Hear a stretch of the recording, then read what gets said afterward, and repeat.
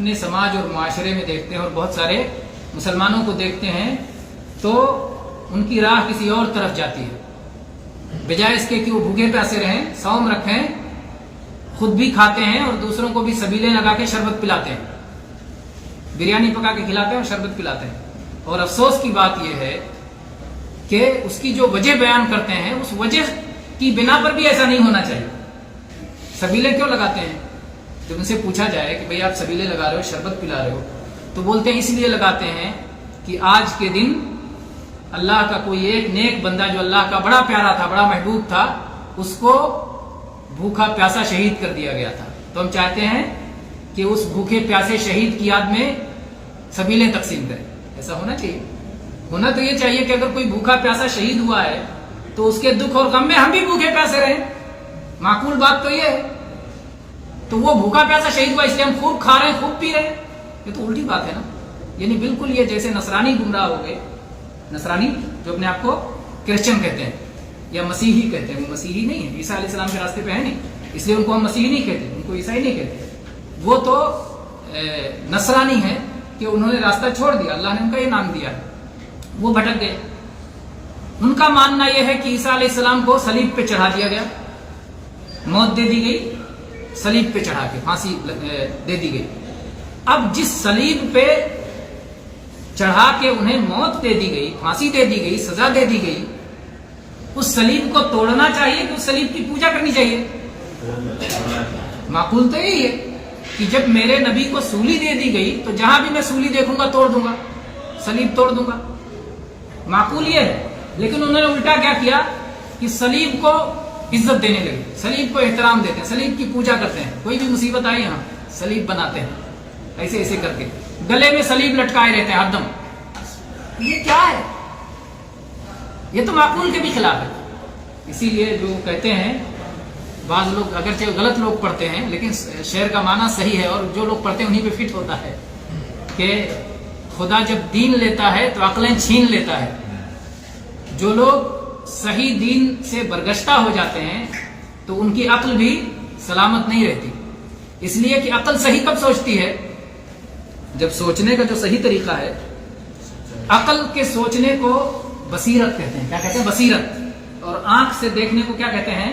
بصارت۔ ہمارے بدن میں دو طاقت ہے، ایک دیکھنے کی طاقت ہے بصارت کی، آنکھوں سے جو ہوتی ہے، اور ایک غور و فکر کرنے کی، سوچنے کی طاقت ہے دل سے، جس کو بصیرت کہتے ہیں۔ آنکھ میں دیکھنے کی طاقت کو باہر کی ایک طاقت ملنا چاہیے، تب صحیح دیکھتی ہے۔ آنکھ اندھیرے میں صحیح نہیں دیکھتی، روشنی میں صحیح دیکھتی ہے۔ ابھی لائٹ بجھا دیا جائے، اس کے بعد پوچھا جائے یہ کون ہے، یہ کون ہے، تو کسی کا چہرہ سمجھ میں آئے گا؟ نہیں سمجھ میں آئے گا، اندھیرا ہوگا، نہیں پہچان پا رہے۔ تو آنکھ سے صحیح طور پر دیکھنے کے لیے روشنی چاہیے، اور دل سے صحیح طور پر غور و فکر کرنے کے لیے بھی علم کی روشنی چاہیے، علم چاہیے۔ روشنی کے معاملے میں اللہ تعالیٰ کا عجیب قانون ہے۔ آج ذرا کچھ فلسفیانہ بحث لگتا ہو رہی ہے جو کہ عام طور پر نہیں ہوتی ہے، لیکن کبھی کبھی ایسا بھی صحیح ہوتا۔ یہ ہے روشنی کے معاملے میں لوگ مختلف ہوتے ہیں۔ جب اللہ تعالیٰ کی طرف سے رات چھا جاتی ہے اور چاروں طرف روشنی پھیل جاتی ہے تو ہر ایک کے پاس روشنی اس کی اپنی اپنی طاقت، اپنی استطاعت اور اپنے امکانات کے حساب سے ہوتی ہے۔ کوئی ایک چھوٹی سی دیا جلا لیتا ہے، اس کے پاس اتنی روشنی ہوتی ہے۔ کوئی چراغ جلا لیتا ہے، اس کی روشنی اس سے زیادہ ہو گئی۔ کوئی شخص لالٹین جلا لیتا ہے، کوئی لیمپ جلا لیتا ہے، کسی کے ہاں بلب ہوتا ہے، کسی کے ہاں ایک ٹیوب لائٹ ہوتی ہے، کسی کے ہاں بہت سارے بلب اور ٹیوب لائٹ اور روشنیاں ہوتی ہیں، جگمگ جگمگ ہوتا ہے، روشنی ہی روشنی ہوتی ہے۔ تو جس وقت اللہ تعالیٰ کی طرف سے روشنی کا انتظام نہ ہو تو لوگ اپنے اپنے امکانات، اپنی اپنی استطاعت، اپنی اپنی طاقت کے مطابق روشنی کرتے ہیں، روشنی کا انتظام کرتے ہیں۔ ایسے ہی جن مسائل میں اللہ تعالیٰ کی طرف سے واضح کوئی حکم نہیں آیا ہے، اس میں ہمارے کرنے کا کام کیا ہے کہ ہر کوئی اپنی اپنی سمجھ کے مطابق اس مسئلے پہ غور کرے۔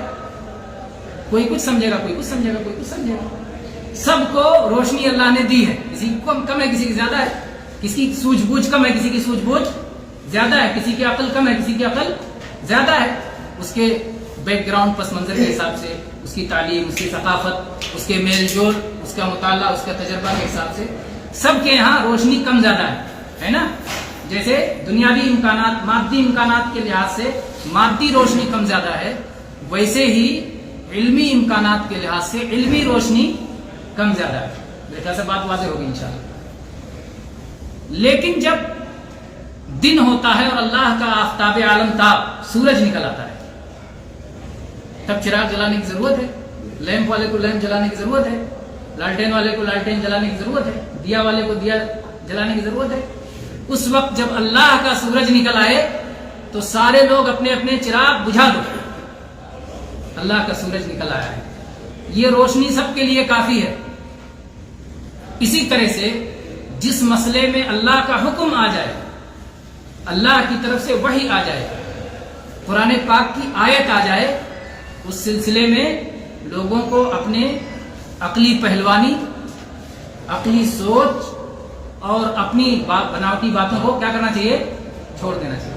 کہیں گے اپنے اپنے چراغ بجھا دو، سورج نکل چکا ہے، قرآن میں اللہ کا حکم آ چکا ہے، اس لیے اپنے اپنے افکار پیش نہ کرو، اللہ کا حکم آ گیا۔ جیسے رات میں جب سورج نہیں رہتا تو ہر کوئی اپنے پہ چراغ جلا لیتا ہے، اپنی اپنی روشنی جلا لیتا ہے، ویسے جس وقت کوئی واضح حکم نہ ہو وہاں پر آپ کو اجازت ہے، اپنے حساب سے سوچو غور کرو۔